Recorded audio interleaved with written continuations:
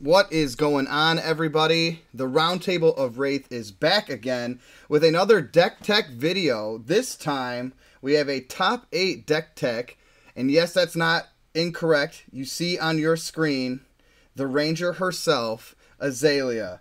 And so, Levi, the guest of honor here with me, has been playing Azalea pretty exclusively for the past couple of months, and he's in my local play scene. We've gotten to build a friendship over the past couple of weeks and test against each other and play a lot against each other. And I can honestly say he's one of the smartest players I've come across. Awesome guy, super humble, very friendly, and just someone you want in your flesh and blood community. So, Levi, how are you doing today? I'm doing well.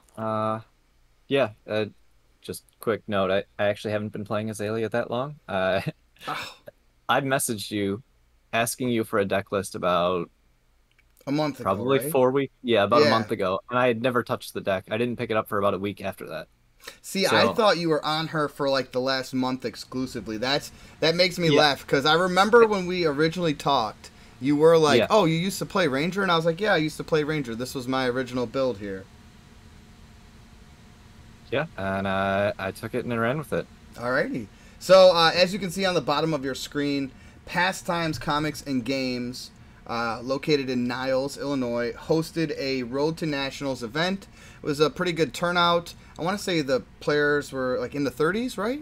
Somewhere 34. 34, and Yeah, myself, Levi, his good friend Sam, Ryan from the team, and Mark from the team all participated in the event. Levi finished in the top 8, and so did Mark as well. Mark got in the top 4, and so to kind of cut through all the BS and whatnot, we know you're here because you want to learn and listen to Levi talk about his Azalea deck. So Levi, what drew you to Azalea? Why did you want to play her in this event? And give me kind of like the general thesis of what you were trying to do in this event with this deck. yeah. So what drew me to the deck originally is for all my time playing card games, I've always gone, I'm gonna take a deck that everyone says is not great, maybe playable or unplayable, depending. And I'll see what I can do with it. And most of the time, it doesn't turn out that great. I think I can make some improvements, but it doesn't turn out too well. But I picked up Azalea, I guess, about a month ago and just kind of messed around with it and saw how cards felt, and things were testing really well. I was able to get a bunch of games in with Jim, with Ryan, with Sam. I took it to some locals, and I I was winning like 75% of my games, and I'm going, I something's off here because everyone says this character's terrible, and that's not the result I'm getting. So I'm not sure if what I'm missing. No, I So I think you don't give yourself enough credit sometimes. And when you were telling me how good the testing was going, I remember being like, okay, of course, when you hear an Azalea deck doing well, you're gonna ask the snooty questions. Well, what are you playing against? What's the competition like? How's this going and whatnot? And then I got to watch you pilot the deck, play against Ryan, myself, Sam, and I think you were not only constructing the deck really well, but you pilot this deck really well. And I think, correct me if I'm wrong, but Azalea is such a strenuous character to play because one mistake can cost you the entire game, and you almost have to pilot it perfectly in every game because of the difficulty it is to push your game plan through. Am I wrong there? to an extent, Azalea is just going to be kind of a high variance character because you have to run a lot of buffs for your arrows. You're running like defense reactions and such. And if you draw too many arrows, it's a bad turn. If you draw not enough arrows, it can be a bad turn. So, kind of the big thing is being able to use like the opting and the deck, setting up the top of your deck in order to kind of minimize that variance. Because realistically, it's not one mistake that's going to lose you a game. You can have a bad turn. It's just when you start hitting 3, 4 bad turns in a game, then you're going to fall really far behind. So Yeah, the big thing is just making sure to minimize that variance. So my ratios are very specific, or roughly. I want to see an arrow every turn. I want a yellow pitch every turn. Uh, Occasionally I miss it, but for the most part, I'm pretty close on those. So I would say that there's some margin for error, and I don't know, maybe I just have practice. I don't think it's the most mechanically difficult deck to play, but I could be wrong. I I think you're right. I don't want to say it's the most challenging, but I do want to say it takes a lot of effort and skill and play testing to kind of understand, like you said, and take advantage of the opting and really do a good job of managing your deck, remembering your pitch, and at times taking advantage of her character ability. So yeah. with that being said, and you kind of were getting into the deck a little bit, I have it pulled up on the screen here on Flesh and Blood DB. I'm sure if Levi doesn't mind, we will link this deck, or at least a copy of the deck, possibly on the YouTube page in the comment section or in the description. But why don't you talk about when you were building your deck, what cards that you considered to be like core components of your deck? They don't come out in any matchups. They're must-haves. They're really trying to push through what your agenda is. Yeah, so Azalea is kind of different in the way that your core works because when I talk about my core, I'm gonna say it's gonna be roughly uh 17 arrows. But the thing is, a lot of those arrows become roughly interchangeable. So like I've got my 6 hamstrings and my 6 sleep darts available, and I'm probably gonna have 6 between those in most matchups. So having 6 one-cost arrows, 3 being yellow pitch, 3 being red pitch, or whatever, I would consider that core, but I don't call the hamstrings core and I don't call the sleep darts core. So you're So saying the value of having that one cost arrow, whether it's the red or the yellow, you're going to do some combination of both. But right. so that concept is core to your deck, but the arrow selection itself is dependent upon matchup. Right. So I would say Okay. my core is roughly 16 arrows. It's always going to be 3 red in the ledgers. It's Okay. always going to be 3 remorseless. But then my other arrows are going to vary depending on the matchup. Uh, and then my buffs stay pretty much the same. I'm going to be running the 3 plunder runs in every matchup. I'm going to be running the 3 take aims, the 3 nimbleisms. Sorry, all of those are red. Mm-hmm. Um, I run the 3 captain's calls as another buff. They could probably come out if I needed to, but I haven't seen a matchup where they need to come out. But they're kind of interchangeable just as a yellow and as a buff. And then I've got the Enlightened Strike stay in as core, and then the Knock the Death Whistles. Knock is just, it's a solid card. I don't think it's actually the strongest or even above the average power level for the deck, but Mm-hmm. just the fact that it's a blue pitch that has some versatility, uh, it just makes the cut in every matchup. And it blocks 3. Uh, Yeah. I mean, so it sounds like for people listening that are going to want to try to construct Azalea, you have a set number of arrows that you want to try to have in your 60 card deck. However, the variance of arrow selection is dependent upon matchup. But then your buffs roughly stay the same, and right. some other attack action cards are always in there, and then your knocks.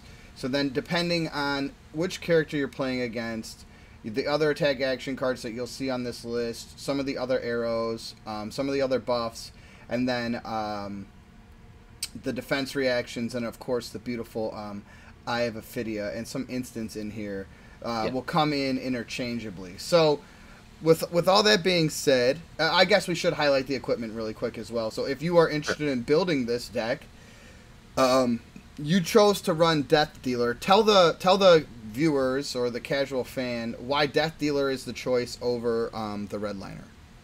Uh, Death Dealer is like the center point of this deck and how I built it. I don't. This deck would be awful with a redliner, and the reason is the way I've built the deck is assuming that I'm going to be drawing a card off Death Dealer pretty much every turn, and so kind of the working theory is I have access to 5 cards per turn. My opponent has access to 4. So the way I want to leverage that is I want to block with a couple cards and have them block with a couple cards. And then that means, let's just say 2 cards on average each turn. That means they block with 2, they swing back with 2 cards. I block with 2, and I get to swing back with 3 cards because Death Dealer is drawing me an extra card. Mm-hmm. Uh, and 3 cards versus 2 is obviously a larger increase percentage-wise than 5 versus 4. And that's what kind of pushes me into the defensive line. Okay. Because having 1 extra card per turn, I want the game to run longer. So I get a larger advantage over the course of the game. Also, I don't think Azalea uses large hands quite as well because you have to jump through a lot of hoops to get all of your go-agains. Sure. So I like to stick to 1, occasionally 2 attacks per turn. I was gonna say, the times that I've played you, you seem to, depending on obviously the situation, usually shoot 1 arrow a turn. Obviously, you have the Ravenous Rabbles and you have various ways to give attacks go again. But for the most part, you're pretty content with shooting just 1 arrow, buffing it, and then trying to. Do you try to dominate every turn? Do you try to go off the top as frequently as possible? No. So that's another big thing that I think becomes a trap for a lot of people looking to play Azalea. They try and play cards like Seek Horizon. I've seen people even talk about Rise Above. I'm guilty. Other cards like that. From my experience, I've said that most of the time, using 1 card to give an arrow dominate, which is how Seek Horizon functions, how Rise Above functions, is not really worth it. The only exception would be in the case of Knock the Death Whistle and Memorial Ground, in my opinion, because you have a larger pool of cards to choose from. Giving an arrow from your hand dominate with like the Seek Horizon, Rise Above is just, it's only ever good if you happen to hit that perfect arrow that you needed. And if you don't have it, I think they're very underwhelming cards. That's a great point, actually. Yeah, so I've built the deck to try to get those dominates when I can, but I don't want to pay a resource, or sorry, I don't want to pay a card to get that dominate. So actually, most of the time, those Memorial Grounds just get pitched as yellows. Those Knock the Death Whistles get pitched as blues. Until the late game, where the Memorial Ground becomes very important. Right, when you're both on 1 HP, a dominated arrow is worth a card, very clearly. And I've felt that, and it feels Memorial Ground. It was kind of joked at in the beginning when Monarch came out. People were like, "Oh, Memorial Ground is supposed to save Ranger," and then people played it and was like, "Oh, it's not good." But I have watched you use it extremely efficiently, especially like you said with how strong Remorseless and Red in the Ledger are. There's no reason to not play Memorial Ground, pitch it early, and play it in the late game when these arrows are extremely important that you need to gain dominate. And some of these effects are so devastating that you can completely shut your opponent down. Like their whole turn is done. Yeah. So or in the super late game, their life is done because their life is done. Yeah, exactly. So the Bullseye's Bracers are self-explanatory. The Fennel Spring Tunic, we don't need to talk about that, why that's the choice, and that's a great call. However, if you are looking to build the deck, you kind of need the Skullbone Cross Wrap because it is this even playable without it? Not the way that I play mine. You need the opt? Yeah, I don't think so. And it's interesting because most of the time people are going to be talking about the opt and go, hey, that's to set up a dominate. And realistically, that cross wrap, I don't use to dominate very often. It's actually pretty uncommon. Most of the time, when I can start a turn with a card in the arsenal, I want to opt the top card because I want to know what I'm drawing off Death Dealer. Mm-hmm. That lets me plan out my turn properly. And a lot of times you'll see a card that this doesn't fit into my game plan for the turn, so it goes to the bottom. Or, okay, I can adapt my game plan using this card. After I've already started my turn, I know what I'm going to draw. Mm-hmm. And it's really, really valuable. And it helps with other sequencing and stuff. So you use it more as an information gather than you do the fact that you're hoping you're going to find an arrow to dominate. Correct. Yeah, that's really Um, cool. yeah. As far as so yeah, we mentioned the bullseye bracers Mm-hmm. that you can't really. I don't think there's another good option. Um, I honestly think they're a bit underwhelming, but I don't think there's a better glove slot. Mm-hmm. Uh, there are occasional turns where you're able to put on a little bit of extra pressure with the extra arrow, but most of the time, I've ended a lot of games with my bracers still sitting there Yeah. unused. Um, the Snapdragon Scalers, I've seen people talk about running perch grapplers. I don't actually have a copy, so I haven't gotten really to test with them. And that would be just for the block. I don't think the Mm-hmm. effect on the perch grapplers is actually good, but I think the Snapdragons, especially combined with the bracers, give me one better turn, Sure. or they extend a turn. Because previously I was talking about um, how a hand with multiple arrows is awkward, and using the scalers and the perch grab, or sorry, the scalers and the bullseye bracers together in a turn kind of helps fix that hand. Because if you see three arrows in your hand, you're going, I can't use this. Mm-hmm. So yeah, I think the scalars are really important for that. I Uh, I would agree. yeah, go ahead. That's I was gonna say when I used to play Azalea, that was the exact loadout that I ran as well. And it's funny that you brought up the Death Dealer because in the very beginning, I don't know if you remember when you were originally Oh yeah, interested, you were like, I think Redline. Why would you not play Redliner? And I was like, I don't know, man. I really like Death Dealer. After playing with it, like you I just gotta, was wrong. yeah. I was like, you just gotta play with it to like feel how good it is. And I think, yeah, it might be a different. You could have a different choice in Blitz, but in Classic Instructed, the Death Dealer is the way to go. So, Oh, for um, sure. moving along now, let's Yeah. talk about um, just some quick tournament feedback on like the characters that you saw in your 6 rounds of Swiss, and then what you ended up playing in your top 8 game, and then we'll talk about each matchup individually, and what you kind of put in how you sideboard for those the matchups. Anything else you want to talk about before we get into that? No, I think we can jump right into the tournament. All right, cool. So, do you remember what deck you faced round one? Yes, I do. I played against a Katsu that I believe was an aggro Katsu. It's possible it was closer to a mid-range Katsu, but across the entire game, I saw one red flick flag as his only defensive reaction, which led me to think that it was an aggressive list. Right. Okay. Um, it was rough for him. I felt bad. He was on 3 when I was still on 29, Oh wow. and he just couldn't play. Because I was swinging an arrow for 8 with a very detrimental effect. And so Mm-hmm. he's blocking with 2 or plus equipment or 3.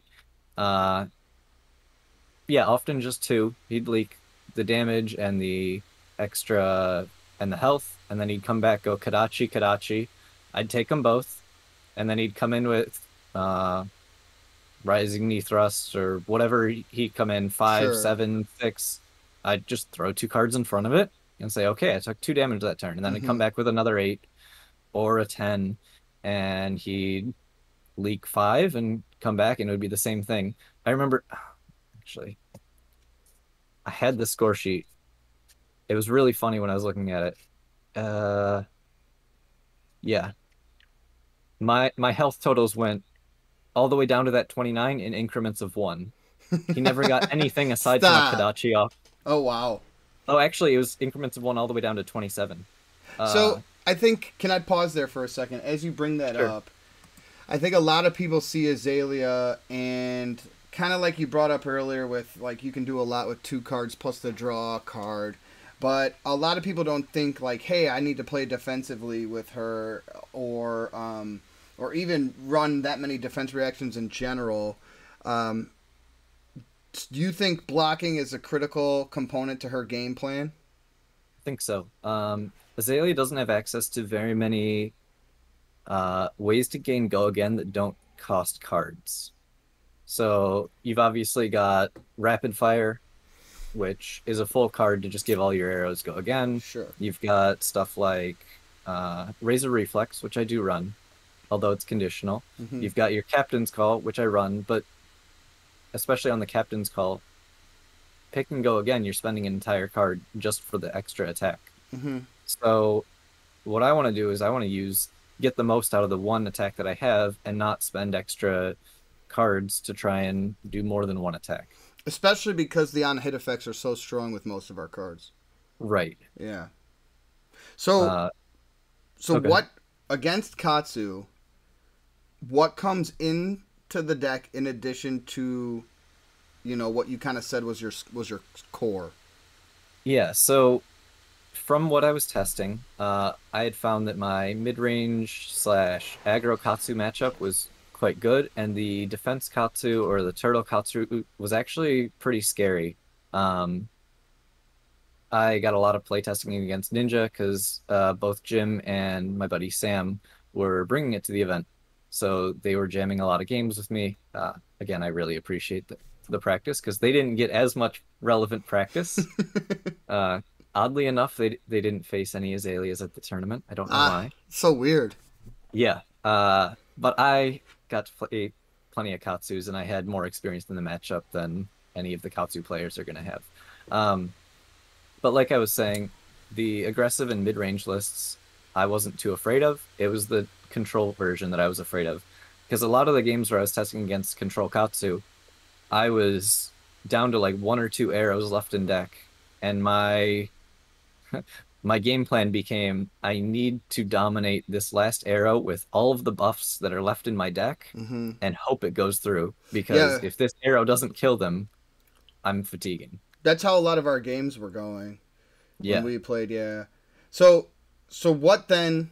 When you look at your deck and I Oh, know. sorry, I No, didn't no, answer no, the question. no, no. But I was gonna say like, you can't know unless you have previous knowledge. But you can't know, especially in round one when you sit across from someone, if they're aggro Katsu or mid range or control.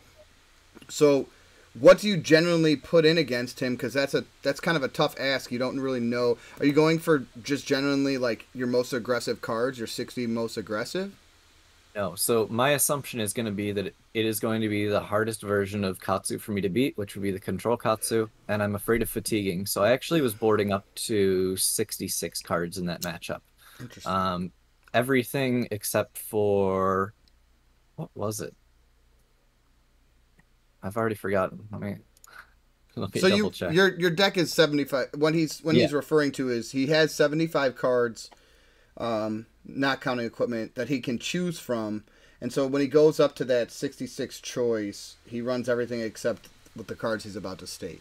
right. So I cut out the sleep darts. Like I had mentioned, I want to keep my arrow ratio pretty consistent. I can't just throw in all of my arrows because then I'm going to get clunky hands where I can't play it out. And another card that through testing I decided was bad in the matchup was the yellow Ravenous Rabbles. I love it in every other matchup, but the issue I was running into against Katsu is you play a Ravenous Rabble for two or three, They flick and flag you. they go yellow flick flack, and it's like, well, Yeah. I've got a dominated red in the ledger for five, Mm-hmm. and that's a one card block. You're So it almost doesn't doing them the favor. exactly. I'm making their life easier by attacking with it. Correct. I didn't feel that taking out the reds was worth it. Because a lot of times you can just end your turn with a Ravenous Rebel left in your hand if you were planning on going for a big arrow at the end.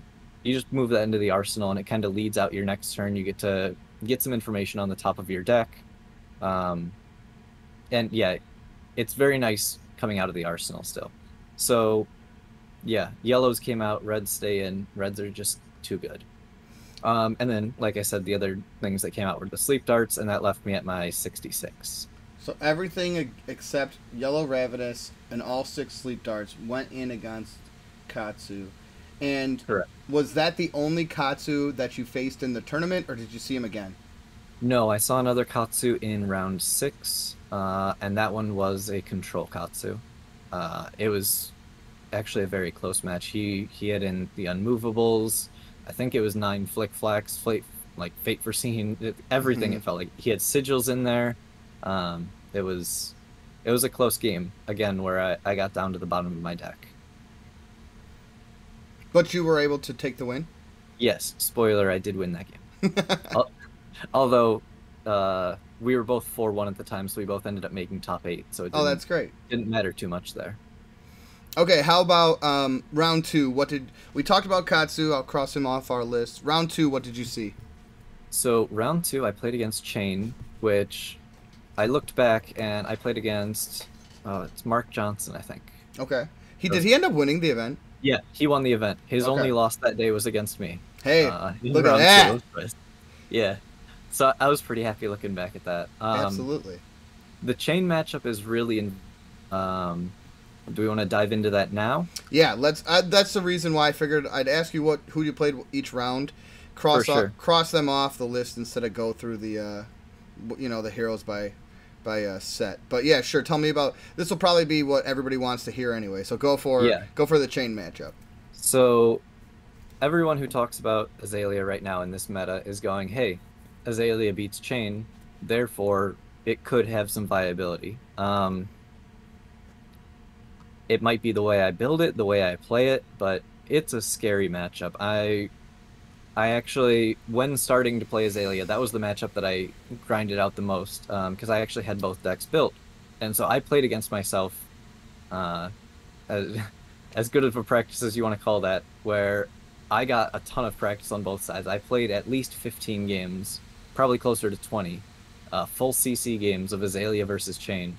And I came to the conclusion that if both players know exactly how to play the matchup, it's like a coin flip, maybe Okay. slightly Azalea favored. The reason being, Husk is a oppressive card because no matter what I do, well, barring some fringe situations where I can send like a 14 dominated red in the ledger, the Chain player has a get out of jail free card in the form of Husk. Absolutely. So looking at that, I kind of have like a 3-step game plan against Chain. The start of the game is I'm not worried about dominating stuff. Unless I get the opportunity off an opt, but I'm never actually gonna put cards into it. All those Memorial Grounds, all those Knock the Death Whistles are just getting pitched. I need those late game, and they're not relevant here. My goal early game is push damage. So I want to get him down to probably 25-20 while minimizing the damage I'm taking back, which is harder than it sounds because Chain can sometimes just draw really well and push like 20 damage on turn 3, and there's not much you can do about it. I think But I think you said it best when I was prepping. You were like, okay, well, when you come to Chain, there's either two options. You're either going to outrace him and kill him before he kills you, or you have to go full control and contain him. You can't really do a little bit of both. Right. So with that being said, you said it was kind of a hard matchup. Is that because you are finding yourself blocking more than you want to against Chain, making it harder for you to push back? Or are you also not blocking and just exchanging blow for blow? No, I'm blocking when it is kind of convenient. So I'm looking at my hand going, I need to threaten him, but what can I block with and still be able to push back a big threat? And so oftentimes that leads to leaking some damage. But the issue you have with Chain is if I send a red in the ledger for 8 with no dominate, he can block with 3 cards, hold a blue in his hand, and then he plays out his full turn as normal. Yeah. Whereas any other deck where I make him block with 3 cards, they have an off turn. So that kind of strategy of get 2 to 3 cards out of their hand and then be able to block out their turn with 2 cards on my turn, on their turn, it doesn't really work the same way against Chain. So I do need to push through that damage, get him into that 20-25 range. And at that point, that's when I'm just looking for the Husk. I'm going to throw awkward attacks to make him use the Husk. I've gotten a lot of Husks with like E-Strikes, Ridge Rider shot for 8 or something. Just random stuff where they're like, well, I'm on 20, might as well just throw my Husk. As soon as that Husk is gone, here come the red in the ledgers, baby. You go into the red in the ledger, dominate. The remorseless, yeah. You look at your hand and you go, how can I possibly form a red in the ledger dominate? And that's what I need to push through. And you chain those together. Sometimes it has to be like Razor reflexing a red in the ledger to try and push that through. Sometimes you have to settle for the remorseless. But once you get past that Husk, It's really, I need to find as many of these effects as I can. Sometimes you have to settle for a sleep dart, which, side note, sleep dart's really good against Chain. Mm-hmm. It slows his shackles down, obviously, but the big one is he loses an action on his turn Mm-hmm. because he doesn't get an extra go again. So, yeah, so it kind of hits that stage where, yeah, you're just trying to push in those dominated arrows, which means a lot of times you're not able to block because a dominated red in the ledger for 5 could get blocked with equipment between like the grasp and the skull cap, plus a card from hand. You really need to find those buffs and ways to get it through. If So, you can change, oh, go ahead. no, no, go ahead. Oh, I was gonna say if you can land a couple of those after their husk is gone and they're milling a bunch, you kind of just let them die to their own husk and their own blood debt. Mm-hmm. Um, the issue is, yeah, if you miss and can't like, you can have a 5-card hand, but if there's no way of leaking a red in the ledger or a morseless or some kind of huge threat, they just get the tempo back and can take it, yeah, and swing the game. So, so I was gonna say, with that being said, with you kind of laying out how you attack him, what is of your 75 cards, what is going in and what is staying out that makes you feel comfortable executing that game plan? Yeah, so cards that are coming out, I'm gonna double check my list. Absolutely take your time. Double checked. Yeah, so it's gonna be hamstring shots. 3 red, 1 yellow. I keep 2 yellows in just as pitch, and it's not the end of the world if you swing a hamstring shot. Like, it's still helpful. It's better than nothing, but the big ones you're looking for are the sleep darts, the remorseless, and the red in the ledgers. The searing shots also come out. Against a lot of other decks, I like the searing shots in there. I don't think I have room against Chain, just since all of those sleep darts are coming in. The space gets a little tight. Increase the tensions come out. Those come out in a lot of matchups, but in particular Chain, he's not running defense reactions in the hand, so that's not something I have to worry about. And then I also have the Command and Conquers coming out, which they could stay in, but the thing about Command and Conquer is you're playing that instead of an arrow. So if you go into a turn where you want to use your Death Dealer to draw a card, and then you go to Command and Conquer, well, now you have an arrow stuck in your arsenal. And you never really want to go into a turn with an arrow already in your arsenal. So Command and Conquer is just kind of an awkward card, especially against a deck that doesn't run defense reactions. As good of a card as it is, it just doesn't fit in that matchup. And then Exude Confidences come out for the same reason. No defense reactions. There's no reason to have that in over other arrows that have more relevant impact to the game. Awesome. So I think obviously with him being kind of the quote-unquote king of the format and you saying that your matchup felt like a coin flip, I think that gives you it gives you at least hope, because he kicks the what out of a lot of decks. Yeah. But your on hit effects cause a lot of trouble for him, and like you said, if you are playing and kind of structuring your turns the correct way, were you feeling like when you sat against the Chain? I know you said it was a scary matchup, but when you sat against the Chain, were you pretty certain that you could, like, you knew you had a chance to win? It wasn't like gloom and doom. Oh, absolutely. Okay. Against the average Chain who hasn't played the matchup, I think I'm favored. But a Chain who is familiar with the matchup and understands kind of how they need to pace their gameplay and how valuable their armor blocks are, or their equipment blocks are. Because that's another thing. People like to throw, hey, there's a sleep dart on turn 3 with Dominate for 5. They're like, hey, I'll throw my Grasp of the Arknight into it. Sure, they get to have a little better turn there, but they don't have that 2 block on the Grasp for the 5 dominated red in the ledger on turn 8 that if they don't block, they die. Yeah, the crucial one. Right. So, spoiler, if you're playing Chain against Azalea, your equipment is very important. If the arrow is not going to make you die next turn, you should think twice about using equipment on it. Even if it's a red in the ledger, you think? Yeah. Red in the Ledger on. So if Red in the Ledger comes Early. in on like turn 1 or 2, Yeah, you who get one cares? action. You know Yeah. what your action is? It's make a soul Soul shackle, Shackle, yeah. right? You don't really care. Save that equipment for the turns where it's important. So so you did beat the chain and the tournament champion in round two, which is That's awesome, correct. impressive, and something that you could hang your head on. So you Yeah. were 2-0 going into round three. What did you see? I got to play against Prism. Aha! I Um, was gonna ask you about this matchup. yeah, walking into the event, you kind of look around and see what people are playing, and I'm counting the prisms and I'm counting the dashes. Spoiler, dash is also a bad matchup. Um, yeah, I don't think my list is not built to beat Prism. I think with enough space dedicated in the sideboard, I could have it as at least an even or possibly even a favorable matchup.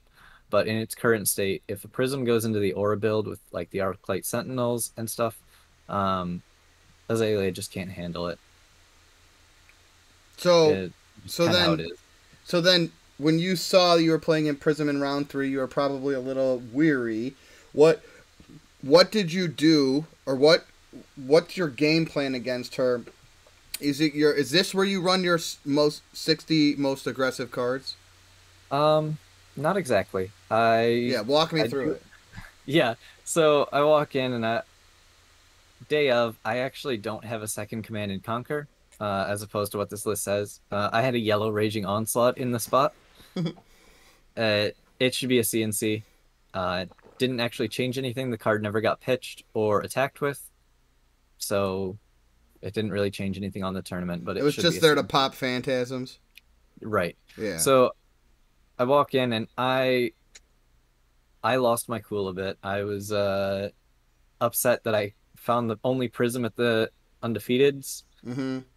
and I'm like, okay, I need to keep my head in this, which I didn't.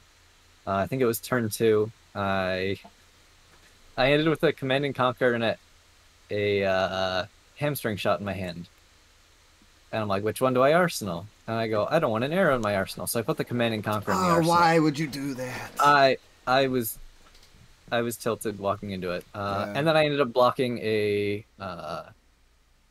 herald with 3 cards from hand the next Oh turn instead of my, a command that's a conquer. feel bad. So the entire rest of the match, I was just on tilt. Obviously, I'm not going to get upset or physically upset. People aren't going Sure. to Yeah. notice.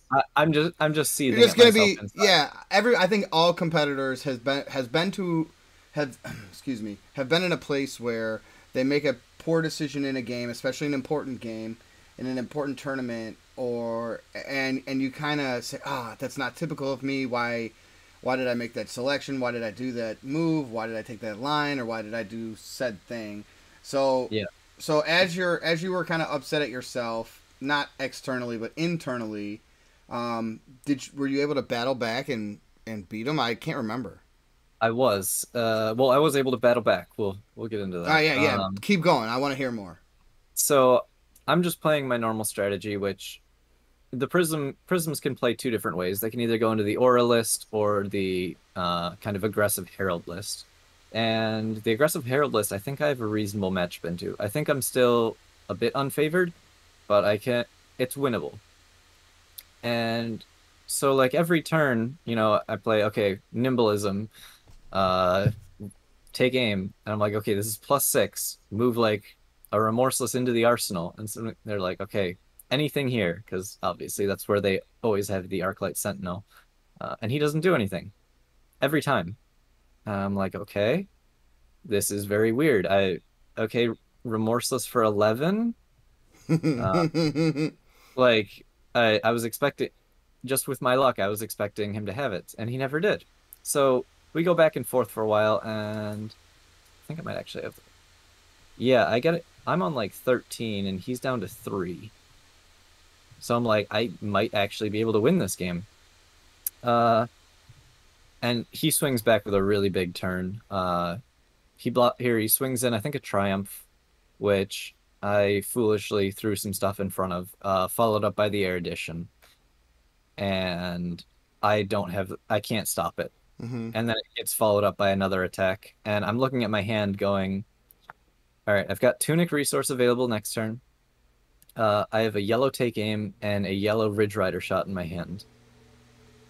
Oh, and I had a Fate Foreseen. I had actually Fate Foreseen the Triumph.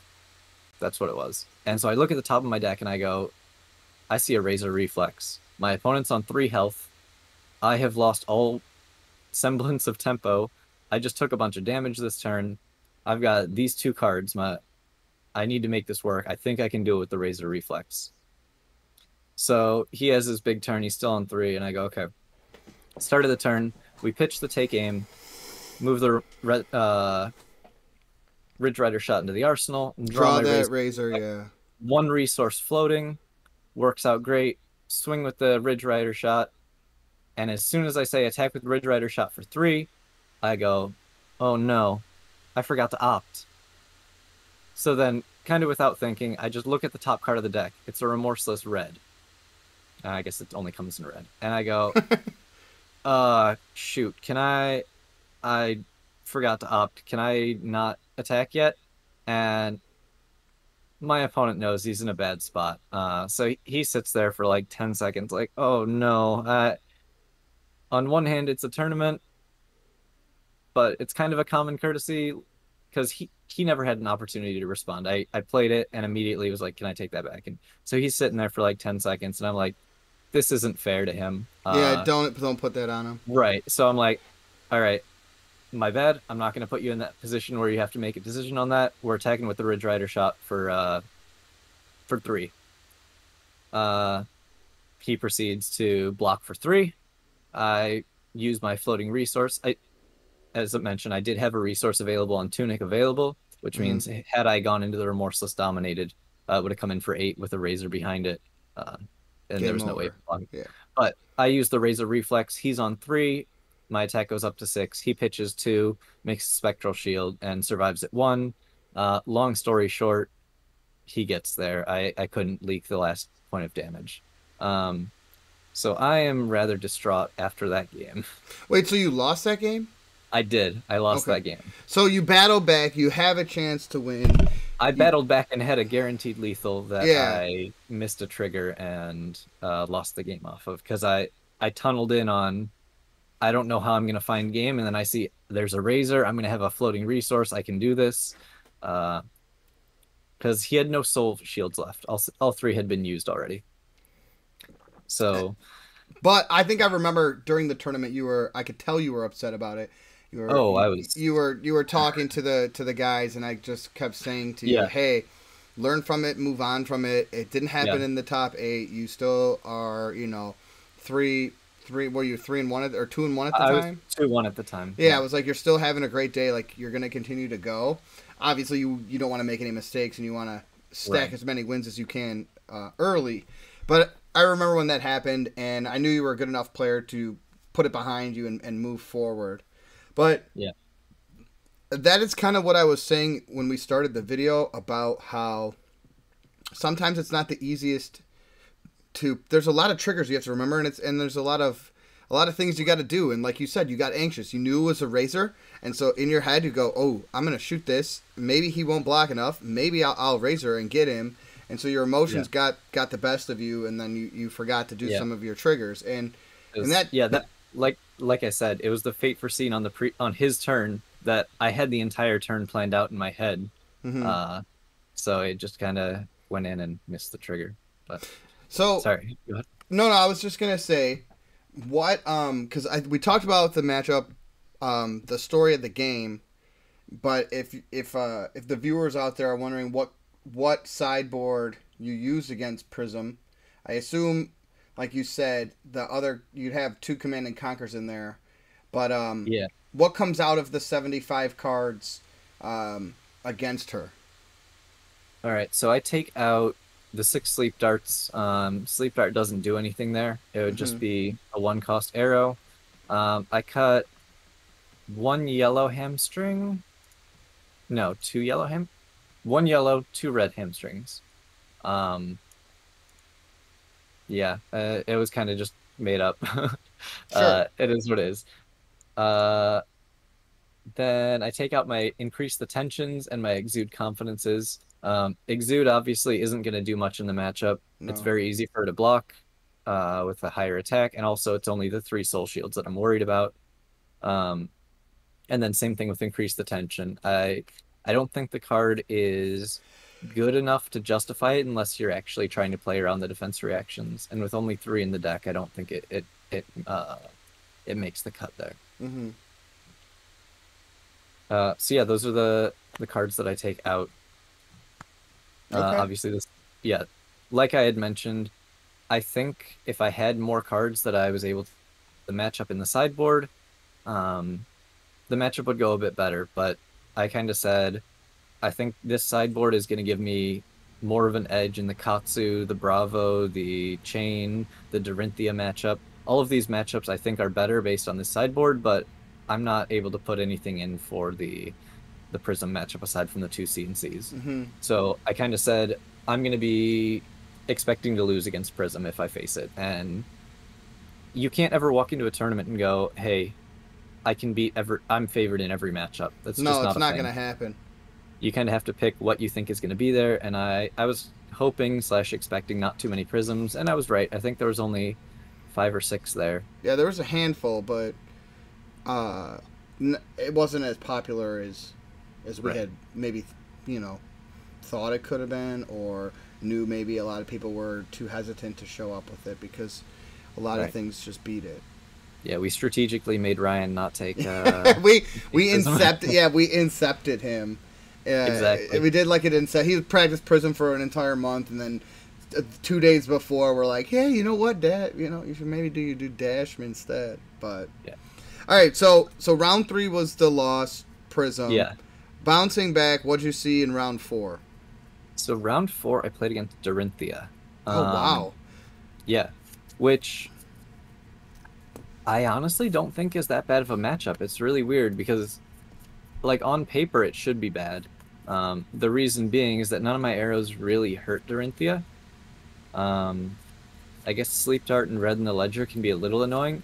It just stops them from having those go again turns. But outside of that, like, none of the arrows really hurt. I suppose Hamstring, they lose, they have to pay 1 extra resource, but most of the time Dorinthia can play around that just fine. Mm-hmm. But I think what makes my list shine in that matchup a lot more than other lists is the fact that I'm already planning on blocking with 2 cards from my hand every turn. So when I have a turn where I need to throw 2 in front with a defense reaction from my arsenal, or 3 in front of it, You it don't doesn't mind really hurt. doing it. It Yeah. doesn't hurt my game plan the same way that other like wide azaleas or more aggressive azaleas are going to feel. Blocking hurts their game plan more. So I think that matchup is favorable. However, my sideboard for that matchup is very interesting. Go ahead and talk about it. Yeah, so in that matchup, I am planning on blocking with multiple cards every single turn, and as a result, I actually put in every single arrow I bring, just because they're 3 blocks. Mm-hmm. 3 block cards are really good against Dorinthia. 2 blocks are terrible. And I want to be able to say I can block 6 while still keeping an arrow in my hand. So that kind of plays into it. So do all 2 blocks come out? Yes. I actually also take out the Eye of Ophidia. That's the only matchup where I do that. I think there's an argument that it could have stayed in, just because it is so powerful when you pitch it. Mm-hmm. However, it doesn't block, and I really wanted to make sure that I had the block available to kind of form my hand while still being able to block and not kind of get pushed into a spot. Because especially if I have an eye in my hand, and I feel it's a turn where I need to block 3, which happens quite often against Dorinthia, I don't want to ever put that eye into my arsenal. But when I'm blocking 3, I want to put my 4th card into my arsenal on my turn. So it feels really awkward there. 2 of the Memorial Grounds come out, because, again, they don't block, and dominated arrows aren't actually that important against Dorinthia. I would rather make an arrow taller than be dominated. So all of your cards that make an arrow taller, though, block for 2. Do you strategically leave a few in? Yes, a few stay in. The more powerful ones do. The Take Nimblism aims. stay, taking the red take aims. I actually take out the Yeah. yellows in the Yeah. Right. um my razors actually come out because I'll talk about that card a little bit in a minute, but the 3 increased attentions come out, and the 3 exude confidences come out. Exude is interesting. You could probably make the argument to keep it in, but it blocks 2, and that was kind of my criteria. Plunder But Run really, stays in. yeah, Plunder Run stays in against every deck. It's just too good. Okay. So what I was saying about Razor is it's an interesting card because the entire deck is built around pitching a yellow, paying 1 for Death Dealer, pay 1 for the arrow. So paying 1 for resource or 1 resource for Razor feels really awkward a lot of turns. So any matchup where I don't feel like I need to be able to sneak that 3 damage in to get the on-hit effect, it comes out. It's a 2 block, it pitches for 1, and 1 resource for 3 damage is a lot worse than a lot of the other cards in the deck. So you'll see me taking it out against Dorinthia. I take it out against... I'm pretty sure it comes out against Bravo. What else do I take it out against?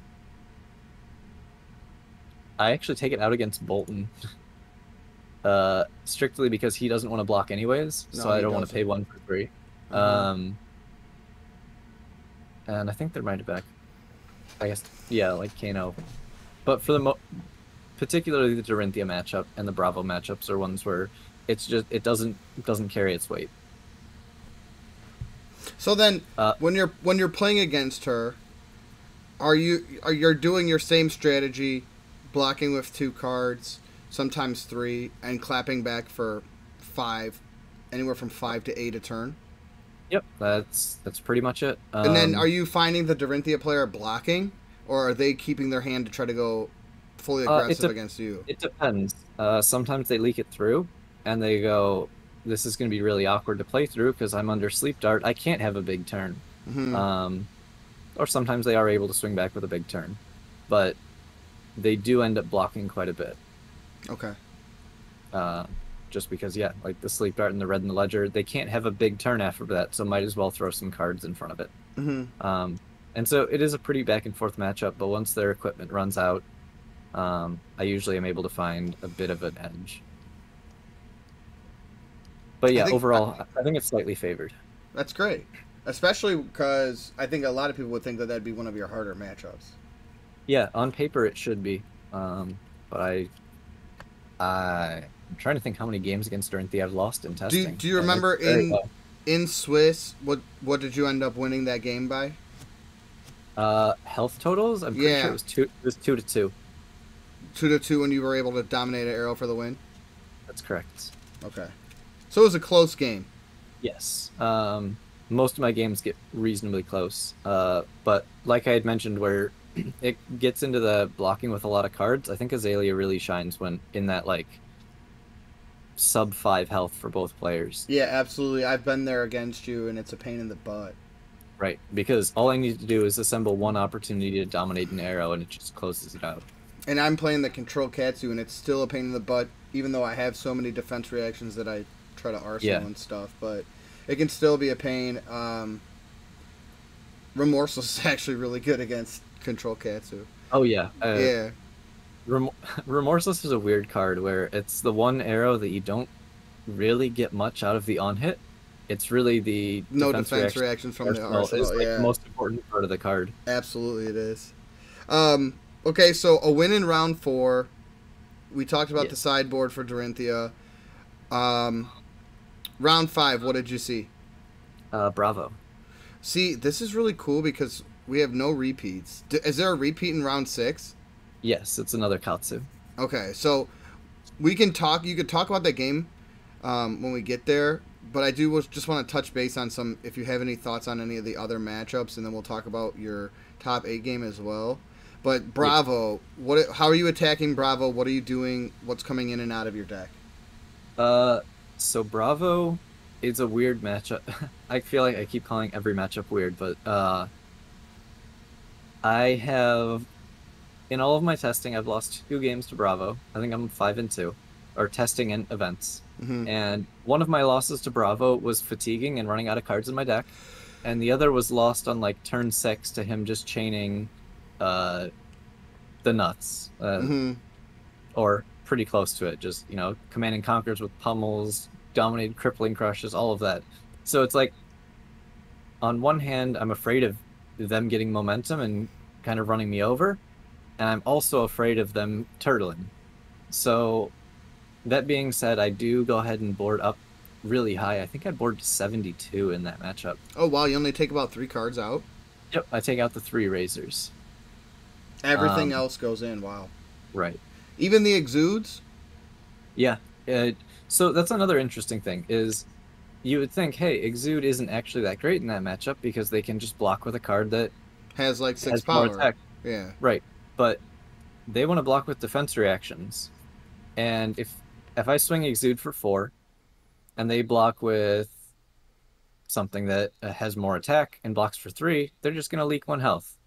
And they're not going to play a defense reaction. And then they're Mm-hmm. sitting there with defense reactions in their hand and not the attacks they wanted to play. That's actually an extremely good point. Um, yeah, it felt really good in that matchup. And again, it it comes down to I just want more cards in there. Anything that isn't like actively bad, I Especially want if you in there. tested and got to fatigue. Right. Mm-hmm. I think I was even at the 72 when I fatigued in that one matchup. Granted, the person I was playing against had triple sync, triple unmovable, triple fate, and 6 staunch responses Oh my in his god. list. Yeah, it was rough, and obviously I fatigued. So So the matchup here in round 5, um, did you end up getting this Bravo? And do you remember kind of any significant notes from the game? yeah, so it was interesting, in the fact that most of the time, or he hit me 4 times in the entire game, but I was on 11 at the end. Uh, he hit me for 7, then he hit me for 11, then he hit me for 4, and then he hit me for 7. Um, it, yeah, it was just weird to be on the other side where I was chipping him away. He was leaking 2, leaking 3 on attack. Mm-hmm. Uh, and then he was the one swinging for huge hits. Um, but I was able to kind of gauge how he wanted to play a hand. When he'd have something in the arsenal, he wants to go for a big swing with a dominate. And so I'd grab a sleep dart and I'd fire it at him. And he's put in a situation where he goes, okay, I can A, block out this sleep dart, and then my dominated crippling crush, I don't have enough pitch for it, so I just can't play it this turn. Or B, I could let the sleep dart hit, and now I can't dominate the crippling crush. So I was able to kind of just weave in those annoying arrows to where it messed with his game plan enough to where he wasn't able to find those big dominated arrow turns. Unstoppable turns, yeah. Right. And another interest, it didn't end up working out in this game, but there is interesting interactions with take cover that do let you play around some of these big dominated arrows, or sorry, dominated Bravo swings, where take cover lets you put a card into the arsenal. And So you it can could play be it. another defense reaction, It right? could be another defense reaction, then you're able to play it from the arsenal immediately, and it's obviously didn't count as being played from the hand. So it Mm-hmm. lets you play around some of these dominate effects, which is a cool interaction. Like I said, it didn't actually come up here, but But it it's something could. I'm always looking at it because it does come up from time to time, and it is a nice surprise when they swing and dominate for 11, and you have nothing in the arsenal. They're like, Mm-hmm. "There's no way this gets stopped," and it gets stopped. I've done that against a Dorinthia on an Iron Song Determination turn, and you feel Oh, yeah, and you feel so cool. You're like, haha, you didn't see that right. one coming, but you are right. It is kind of rare, but I mean, it can happen, and it is a cool play. Yeah. But yeah, I was able to edge out that game. Like I said, I ended at 11. It wasn't particularly close, I didn't feel. But then again, it's Bravo. He could have a huge turn and just swing it back. So maybe 11 isn't quite as big of a margin as I'd like. Okay, before we get into the final 2 games of your tournament day at Pastimes, I do want to. We don't have to necessarily talk about every single matchup, because, but I do want to like give you the opportunity to make any comments, because even though I'm assuming you didn't play a Bolton in your last two games, and he's an Nope. extremely popular character, or at least I feel like a lot of people enjoy playing him. Are there any notes that you would say, what you would do against a Bolton, or any ideas Uh, for somebody who maybe plays against someone who plays Bolton all the time? yeah, so I actually only got a few games of against Bolton in. They were both against Ryan, and this was earlier in the week before the Road to Nationals, and he was thinking about playing Bolton at Road to Nationals. Mm-hmm. After our two games, he wasn't anymore. Um, I think I remember that night, and I remember him being like, "Levi just stomped me, and now my whole life is I just got stomped by Azalea twice, and now I'm, questioning my whole existence." And yeah, so, yeah. The matchup, from what I understand, unless they draw perfectly and are able to just outaggress me, um, it's a really bad matchup because I send in a sleep dart for 5. They can't let that hit, but they also don't want to block with 2 cards. I send in a red in the ledger for 5. They they can't let that can. hit. They can't block it. And they're just put in a lose-lose situation. Typically, Bolton wants to take hits and then swing back harder. And the issue against Azalea clearly is you can't take those hits and still swing back. Mm-hmm. So, from my limited testing in the matchup, it feels very Azalea favored unless the Bolton just draws perfectly. In Okay. which case, he's going to beat anyone with those draws. All right. That's touching on Bolton. Um, we can make the quick meme joke about Levi, haha, sleep dart, game Yeah, I have over. sleep darts. I haven't actually played the matchup, and honestly, it might not be as cut and dry as I think. To where I don't know. an early sleep dart isn't actually going to kill the Leviathan, Sure. and I don't know if the Leviathan has good turns early. I don't know if I can actually get to the position where I'm able to maintain enough cards and dominate a sleep dart. I'd be curious to play the matchup. I think it's definitely going to be Azalea favored, but I don't think it's going to be like a 95-5 or something Yeah. that I we mean, make the meme about. yeah, exactly.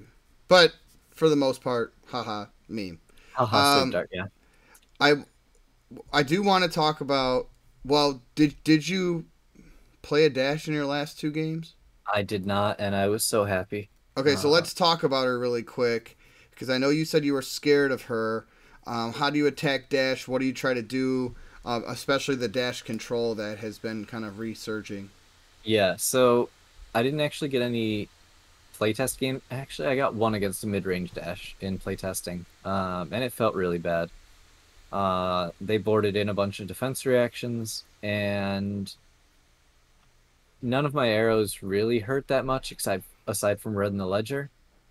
Dash doesn't really care, and Dash wants to do that. Uh, block 2 cards and then swing back using their 2 cards. Except that Dash does it better than Azalea. Once they have their items online. So my game plan going into that matchup was take out all the defense reactions, take out the sleep darts because they don't actually do anything, uh, and hope to string together aggression, minimize my blocking, and just try and rush them down. And I don't think that that's going to ever make me even close to favored, but I think that's the best shot that I have at winning that matchup. Trying to play the long game against Dash just isn't going to work. So, so luckily then you avoided her. I did, and Yeah, I was which is very happy. huge. Yeah, that's huge for you. Um, okay, so then last on. Excuse me, I'm gonna. Oh, I was about to sneeze. I still might sneeze. It's coming. Excuse me. Um, we got Viscerai, the Mirror, and Reinar. I'm assuming your last two games were not against any of them. That is correct. While 4-1 in Road to Nationals, I did not play against any of those decks. Okay, so anything of note you want to talk about? Maybe of those three Um, characters or no? I haven't actually played against them, but my assumption would be against an average Azalea, like what other people would be playing, I think I'm favored. Against the Viscerai, think I'm favored, but I'm not 100% sure. Uh, and then Rhinar, I'm pretty sure is a terrible matchup. I'm very specific in what cards I want to block with from my hand, and Rhinar doesn't give me that choice. And I want to be blocking with cards from my hand, and going into a turn with 4 cards in my hand feels awkward a lot of times as Azalea. And I never, Rhinar, I never thought about that. He's probably a really hard matchup for you. yeah, I wasn't expecting them that matchup, but I also wasn't optimistic about it. Okay. Uh, yeah, that's about all I have to say on those 3. All right. So then, as we come to wrap this video up, tell me about your final 2 games, round 6, and then the top 8, and then we'll kind of wrap this tournament report up. And let people, start building your deck and seeing if they can get some of the same results as you. So go ahead and finish your tournament for us. Sure. So round 6 was against another Katsu. It was pretty straightforward. Like I said, I boarded the same way as I did earlier and immediately found out that he's going to be more of a defensive turtle Katsu, which is fine. It's what I was expecting. The game went pretty long. It was very scary. We were both super low, and the card that like hard carried that game at the end was the Exude Confidence. That card was amazing in the matchup because, well, my favorite combo of the day was Exude. Then you Snapdragons the Exude and you set up your Dominated Arrow first. And then your they buff, still can't use defense reactions. Right. So you set that all up, and then you come in with the Exude and Snapdragons, then come in with your Dominated Arrow and ruin their day. So one of those last couple turns, I came in with a Dominated Arrow, and I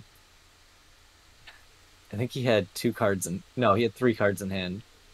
He pitches 1 to activate the Art of War in his hand, draws 2, and hits, he's on 1 health, and he hits the Sigil of Solace plus a card to block. Yeah. No, actually, he was on 1 at the time. Yeah, he was on 1. And it was a Dominated for 5. So he lived through that turn, and it was... That's massive.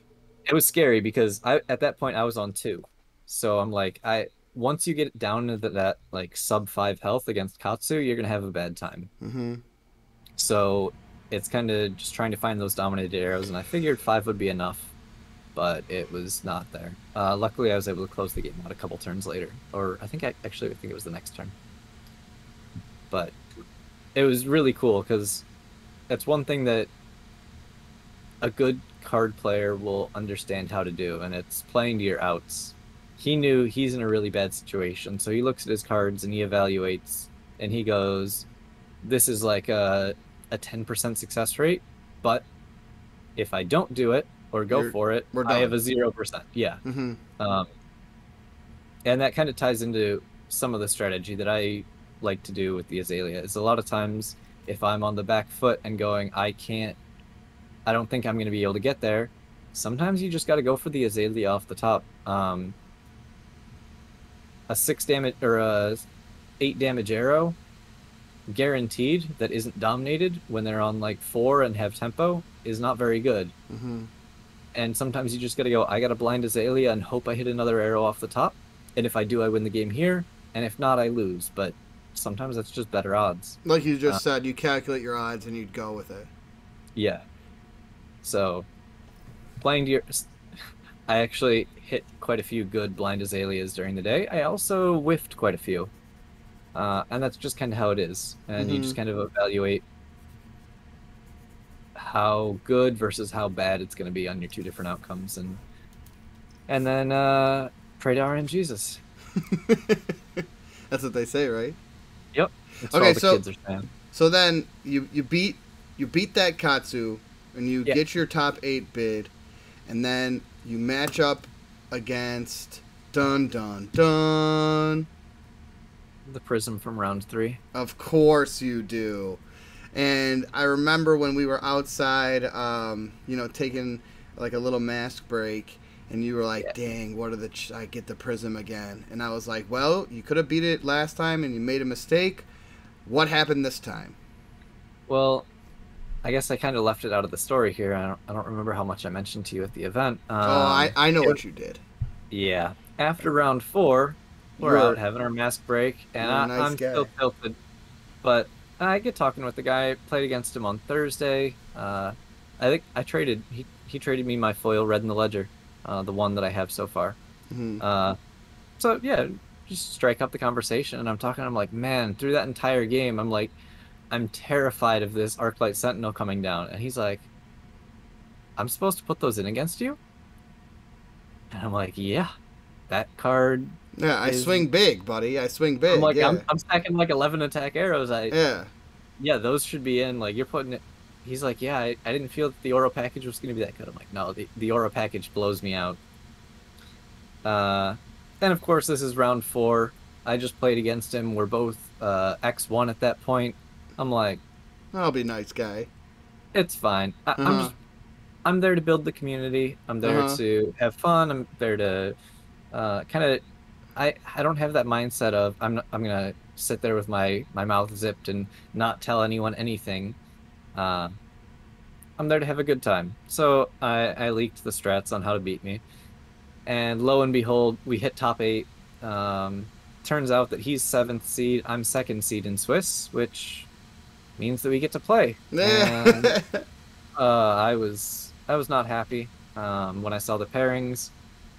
It is what it is. I went into the game with an open mind, and by like turn four, I knew that game was over. He blew me out of the water there. It was a bad time. do you It do you was know? Was there any other prisms in the top eight? no. Oh Uh, my I don't gosh. think no. Top eight was three chains, two Katsus, a Bravo, a Prism, and an Azalea. I was happy with any of the other six matchups, but Hmm. it is what it is. Happy for the guy. He said he is going to be able to go to nationals in what is that, November? I So believe so. he's got family down there, so he's excited to be able to go. Oh, So that's cool. yeah, so it And is what it is. and I think you what you said was perhaps more impressive. You were the second seed going in, Yeah, only behind fellow like friend and teammate Mark Garlett. So it was yeah, pretty cool because yeah, Ryan, myself, and Sam all kind of scrubbed out or finished yeah. You did. 500 or whatever. But Mark and Levi repped the squad as the 1 and 2 seeds. So Yeah, so I think there's nothing to hang your head on there. I remember the night before when we were chatting, you were like, honestly, I'll just be really happy with the top 8, and that's what you ended up getting.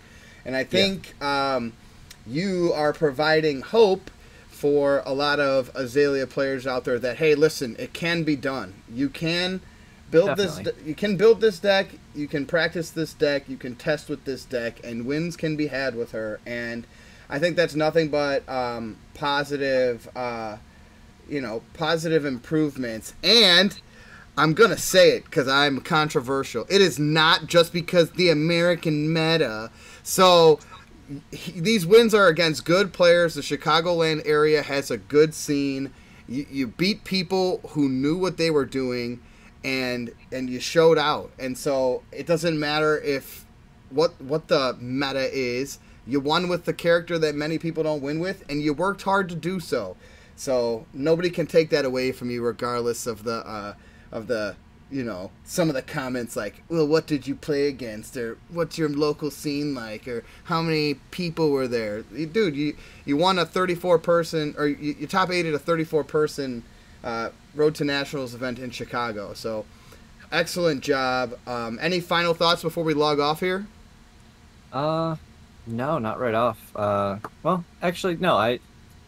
I just want to say that I think it's really cool that I feel that pretty much every hero has potential to do well. Mm-hmm. Obviously, it's not going to be perfectly balanced, but it just says so much about the way that LSS has balanced this game.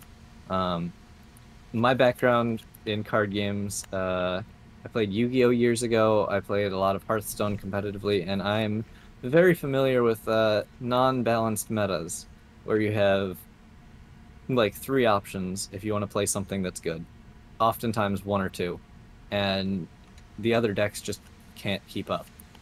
And here I feel like pretty much every hero that we have right now is competitively viable. If you put in the practice and yeah, put in the practice and adjust it. Some of the heroes may not have as many people testing them, and therefore we don't have quite as refined of lists, but I think that they're all fine. I'm pretty sure Aviscerai won a Road to Nationals over the weekend as well somewhere. People were talking about that. And you know, I feel the same way. I think for the most part, the game, like you just said, it is is in an excellent state, and they continue to do a good job of providing the community with viable heroes that can do well. And even though Azalea gets the blunt of the jokes, perhaps Azalea tier. Huh? Azalea tier. Yeah, the Azalea tier. But you know what? I don't know if that's necessarily true or if she's just a pain. And she's a pain to test. And like you said, she's a high variance deck. And the same thing with my baby girl, Levi. Like a high variance deck, and it's not cut and dry. It's not as cut and dry as some of these other heroes are. And sometimes it is harder to manage, and sometimes things just go wrong. But like you said, every hero is can win or has matchups that they are favored in. And so, yeah, that's a great shout out to just LSS in general and the game that we've all fallen in love with over these last 2 years. That is Flesh and Blood. Absolutely. All right, so with that being said, we talked for a long time, but that is Levi's official tournament report with his deck list of his top 8: Azalea, Ace in the Hole, Road to Nationals, that was at Pastimes Games in Chicago, for Levi, for myself, and the rest of the Roundtable of Wraith team. We are peacing out. Take care, pitch a blue, have some fun, and we'll see you next time.